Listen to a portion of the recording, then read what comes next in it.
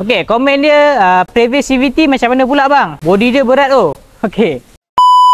Hari ni aku nak balas komen dekat video aku sebelum ni tentang 5 dosa pengguna kereta CVT. Memang betul pun, kereta Previa ni agak berat lah sebab body dia agak besar dan enjin dia pun berat. Enjin 1.6. Tak kisahlah korang guna Previa NA ke ataupun CFE Turbo, dua-dua memang berat. Tak silap aku berat dia cecah 1300 lebih untuk kereta Previa ni. And then sebab lain berkemungkinan dia punya part wear and tear dah sampai masa untuk servis ataupun tukar. So penjagaan untuk Previa ni dia memang kena lebih teliti sikit berbanding daripada kereta Bezza, Honda City ataupun Myvi. So nombor 1, pertukaran minyak korang kena lebih awal sedikit berbanding daripada kereta lain. Kita tengok buku manual, dia kata 60,000 km servis minyak gearbox. Tapi untuk kereta Previa ni aku sarankan lebih awal, 30 ke 40,000 km.